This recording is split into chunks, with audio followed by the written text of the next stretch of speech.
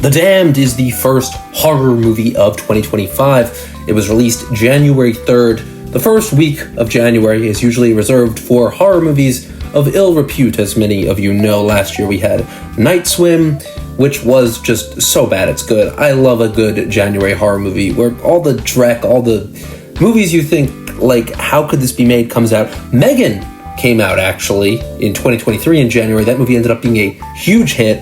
Now the sequel is coming out this summer.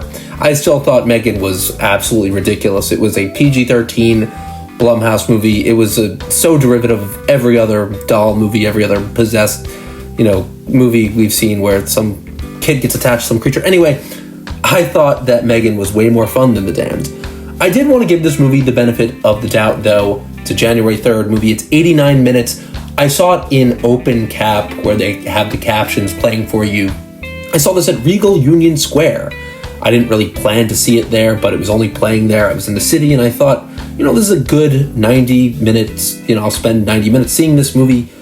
I like that it's a period film. I was able to fully immerse myself in it.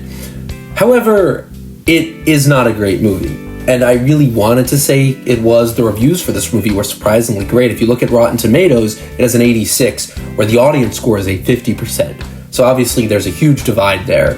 86% of critics loved it, audience, it was 50%. I'm more on the audience side, though, with this one, because as much as I wanted to enjoy this movie, as much as I wanted to forgive the flaws that are here, I thought this movie was very boring, which is the biggest sin you can get in a horror movie. There's a difference between slow burn and, a great horror movie, or just a boring horror movie, and this movie felt very, very slow. We follow these fishermen, these Nordic fishermen, who are snowed in on this island. It's winter. They're done fishing for the season. They have to wait here for, the weather to warm up. And right away, I like the kind of tall tale, creepy vibe we get. It feels like it is a nice, closed environment, one setting area. There's nowhere to go. We know it just takes place in this snowy little hut that they're all staying in. It was similar, and people were even saying this movie's like, that's how I knew I'd be disappointed. The top comment on Letterboxd said, we have Robert Eggers at home. I was getting Lighthouse meets The Witch. Lighthouse because they're stranded on this rock. The Witch because it is that type of time period, the way they're dressed. I think everyone does a great job here. The actors are very good. I liked the lighting and the sound design. It's a movie that's technically impressive, but the story itself is so boring and leaves so much to be desired. I am someone, who I love movies. I love to be entertained. I love movies that are slow burns, that are good, that, immerse you into this movie. This movie, for the first 20 minutes, I gave it the benefit of the doubt. I thought, okay, they're setting it up. It feels like a old campfire story in a way. They even have these men sitting around the campfire, and in the first couple minutes, or maybe the first 10 minutes of the movie, this old lady starts telling them a creepy ghost story, which I was thinking, okay, we're getting it reminded me of The Fog, the John Carpenter movie, which is so much better. I just mean in terms of kind of where the story is coming from in the horror. They both involve these, spoiler territory here, I have to get into it.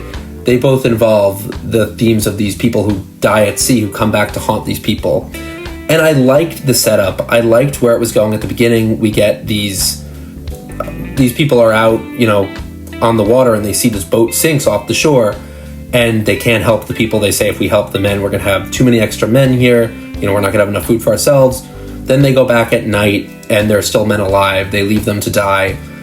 And it's a great, conflict. You're thinking, I wish they could help them, but they can't. They, need the food for themselves. But you expect then the movie to then have these, they start seeing things. There's ghosts, they hear sounds.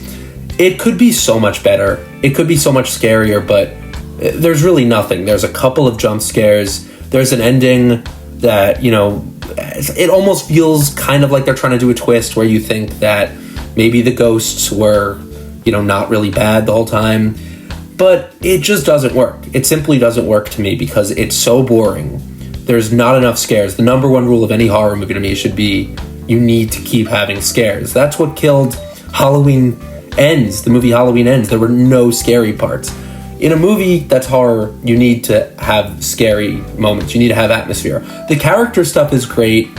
I really love all that. For that, I wanted to give it like a 6 out of 10, which is like the bare minimum, like when you like a movie but you don't love it. But it's just kind of like a 5 out of 10 for me because the characters are good, but there's no scary stuff here. It's just all kind of serving this atmosphere, but it doesn't really go anywhere. So I didn't love it. Let me know what you guys think, though. This was a fine way to start out January, I guess. I was happy I saw this in captions, too, because it kind of made it more watchable for a movie that otherwise would just be so boring to me. So let me know what you guys think of The Damned. I didn't really love it, but, it was a moody, atmospheric, kind of cool period film to start the year with. Not great, though. So thanks so much for watching, guys. Let me know what you think.